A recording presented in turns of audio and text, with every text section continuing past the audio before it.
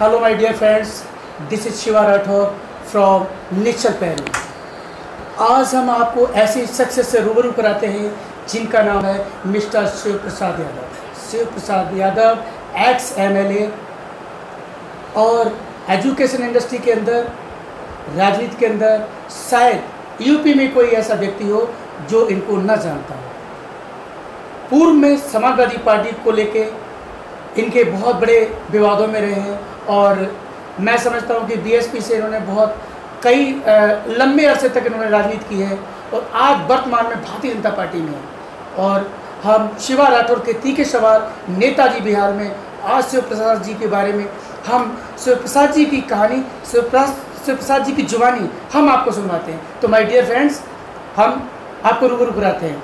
तो सर ये बताइए, अभी जो आपका वीडियो वायरल हो रहा है जनाब प्रदीप जी को लेके, प्रदीप जी ने जो वर्तमान सरकार पे कुछ इल्ज़ामात लगाए हैं कि सरकार लोगों का, समाजवादी पार्टी के लोगों का उत्पीड़न कर रही है, शोषण कर रही है, इस संदर्भ में आप क्या कहना चाहते हैं?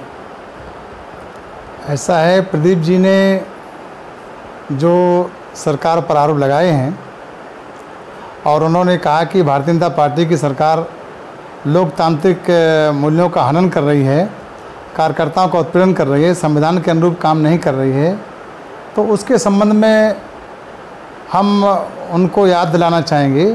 जब उनका वीडियो देखा मैंने तो मुझे समाजवादी पार्टी की सरकार के लोकतंत्र की याद आ गई। तो मैंने उनको बताया कि समाजवादी पार्टी की सरकार में लोगों का इतना उत्पीड़न हुआ है, इतना लोगों पर अत्याचार ढाए गए हैं, जुर्म ढाए गए हैं कि एक नहीं सैकड़ों ऐसे उदाहरण हैं।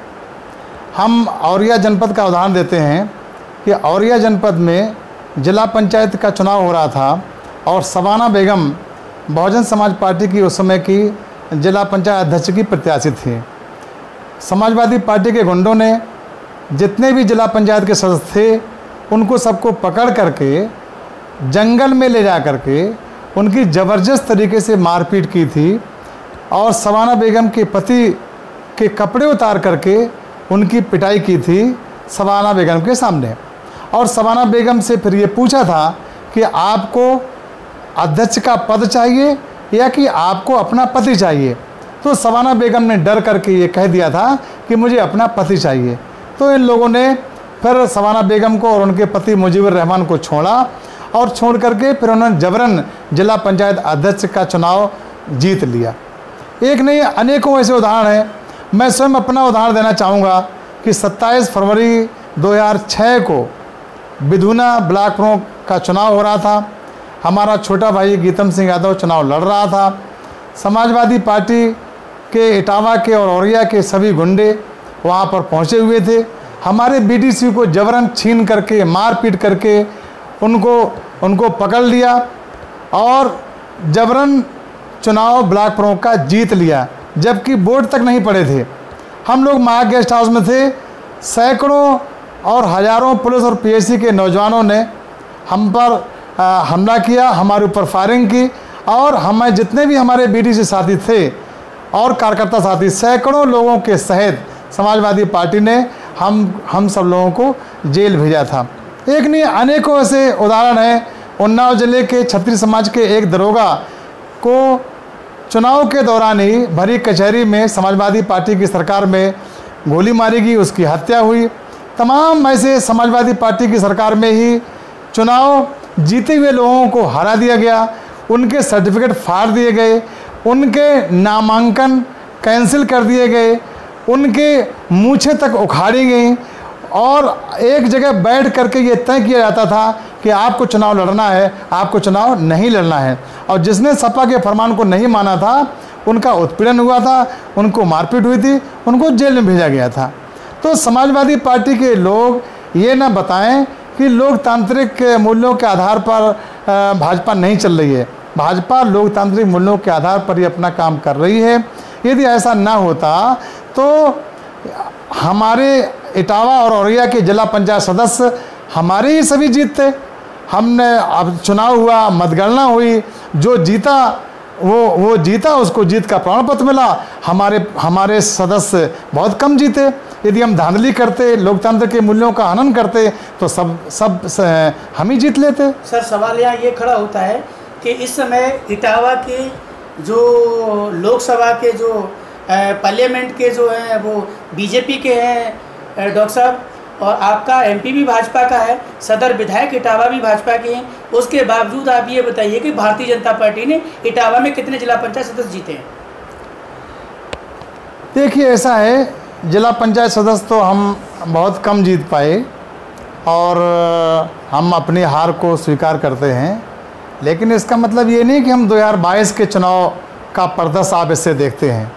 हर सदस्य, हर वार्ड में, जिला पंचायत के चुनाव के हर वार्ड में हर बरादरी का एक एक प्रत्याशी खड़ा हुआ था।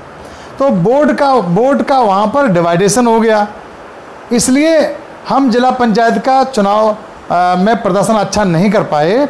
लेकिन जो हमारे जनप्रतिनिधि हैं वो अच्छी तरीके से मेहनत कर रहे हैं, और जब 2022 का चुनाव होगा तो निश्चित रूप से हम ज़बरदस्त सफलता हासिल करेंगे। समाजवादी पार्टी के लोग ये कहते हैं कि हम सूद समेत आपको वापस करेंगे, जब मेरी सरकार आएगी तो हम सूद समेत आपको वापस करेंगे। इस संदर्भ में आप बताएंगे, आपने तो पुराने जख्मों को हरा करने का काम कर दिया। बैल में मार, कहीं ये तो नहीं है? नहीं, ऐसा कुछ नहीं है। जब मैंने सपा के पूर्व सांसद श्री प्रदीप जी का वीडियो प्रेस कॉन्फ्रेंस करते हुए सुना, तो मेरा घाव अपने आप हरा हो गया।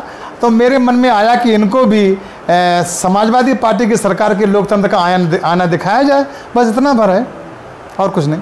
तो 2022 को लेके आपकी क्या मंशा है कि आप चुनाव लड़ना चाहते हैं पार्टी की तरफ से, या क्या आपका क्या विचार है 2022 को लेके? आपकी पार्टी दोबारा पुनः सरकार में आए, ऐसा क्या आपकी पार्टी ने किया है जो पुनः 2022 में चुनाव जीत सकती है? हमारी पार्टी ने घर घर शौचालय बनवाए, हमारी पार्टी ने स्वच्छता अभियान चलाया, हमारी पार्टी ने जिस अच्छी तरह से कोरोना पर नियंत्रण किया, कोरोना की व्यवस्था की, पूरा देश इस बात को देखता है कि उत्तर प्रदेश ने माननीय मुख्यमंत्री योगी आदित्यनाथ जी के नेतृत्व में पूरे प्रदेश में कोरोना का किस प्रकार से नियंत्रण हुआ, ये पूरे देश ने देखा। और यहाँ तक कि WHO ने भी हमारे मुख्यमंत्री जी की प्रशंसा की है। जय हिंद, नेचर पैरी, माय डियर फ्रेंड्स। यदि वीडियो आपको अच्छा लगता है तो प्लीज लाइक, शेयर, सब्सक्राइब जरूर करिएगा।